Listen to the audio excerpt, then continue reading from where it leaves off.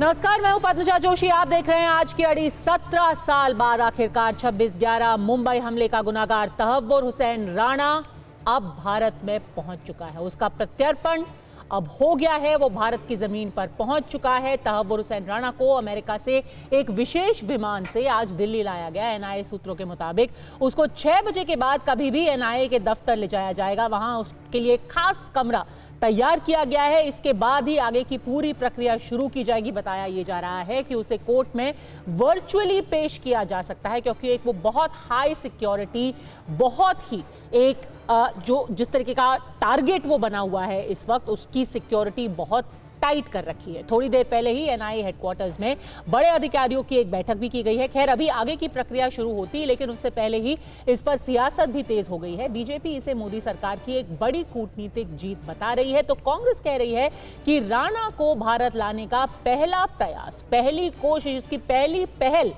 UPA सरकार में ही की गई थी। लेकिन इन सब के बीच कांग्रेस नेता और महाराष्ट्र के पूर्व मुख्यमंत्री पृथ्वीराज चव्हाण ने कसब की तरह राणा को भी कानूनी अधिकार दिए जाने की, उसको एक राइट ऑफ ट्रायल दिए जाने की वकालत की है। मांग है कि जिस तरह से अजमल कसाब के खिलाफ पूरे भारत के कानून के अंतर्गत जो पूरा मुकदमा चला है, कसाब को पूरा अपना बचाव करने का, अपने वकील देने का पूरा अधिकार था। उसने वकील दिए, उसको पूरा अपील करने का मौका मिला हाई कोर्ट में, फिर सुप्रीम कोर्ट में, उसके बाद उसको सजा हुई।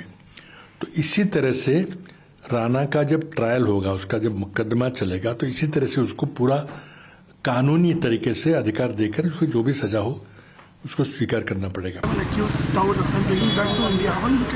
Absolutely, and when found guilty by the Indian courts, I would like to see him hung in public.